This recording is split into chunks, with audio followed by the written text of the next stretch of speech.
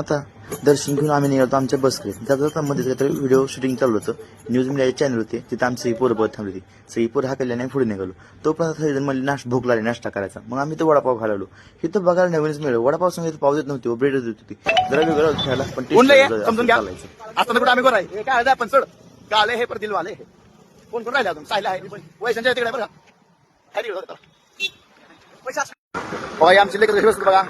आमचं ड्रायव्हर काय काय तर पण आहे पकडी वाढणार.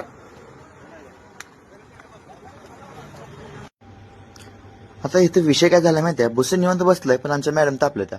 मॅडम का तापल्यात माहिती का, मॅडमने खाल्ला होता वडापाव सोबत खाली होती मिरची आणि मॅडमला होतं तिखट आणि पोरं काय मॅडमला पाणी देत झालती. आता काय करायचं म्हणलं, बस आपला नवले म्हणला मी काय बोलत नाही, मला जाऊ दे म्हटलं. शेवटी मंगेश म्हणला द्या रे मॅडमला पाणी. शेवटी मग पोरांनी त्यावेळेस मॅडमला पाणी दिलं. मग मॅडम जरा शांत झाल्या. शेवटी मंगेश म्हणला मला पोहायचं इथं मशी द्यायची त्या हा मशी द्यायची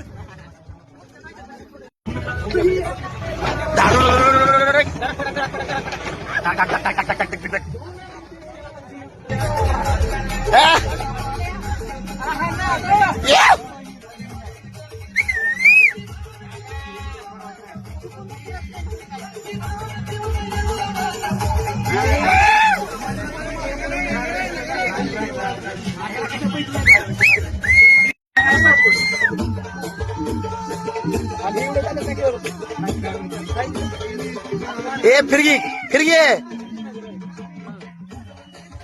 फिरकी मग या गाबड्या इकडे पेटो कोण बघायचं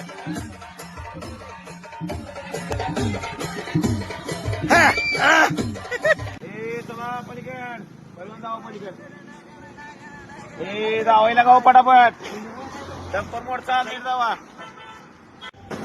आता तुम्ही म्हणसाल डंपर मोडतात म्हणून क्रूड आहे. आता आम्ही आलो कोल्हापूरमधील रॉकेट इंजिन या कंपनीमध्ये. रॉकेट इंजिन म्हणजे नेमकं काय, ह्या ठिकाणी जे आपल्या रसाची घाण्याची मशीन किंवा कडबाकुटीचं जे इंजिन असतं ते तयार करतात. मग आम्ही ते इंजिनचं प्लांटला व्हिजिट दिली. व्हिजिट दिल्यानंतर त्यातल्या स्टाफचा सत्कार केला. आता कंपनीतून बाहेर आलं आम्हाला एक स्नॅक्सचं एक दुकान दिसलं. मग तिथून सगळ्यांनी स्नॅक्स घेतले. कोणी थम्सअप घेतलं, कोणी काय काय घेतलं. भूक लागली तर अशी. मग त्यानंतर ही पोरं बाहेर काय डिस्कशन चालू आहे पाहायचं काय पाण्यात तापलं होतं का कोणतं काय तापलं होतं जाऊ द्या. सर आपले मस्तपैकी खाऊन पिऊन निवांत मस्तपैकी राहायचं असं टेन्शन घ्यायचं नसते, जाऊ दे चालायचं. आता हे तुम्ही व्हिडिओ तर बघितला असणार आहे माझ्या अकाउंटला. एक नंबरचा पोराने व्हिडिओ केला कशी नसते एक नंबर नाचाचा पोर एक नंबर आपली.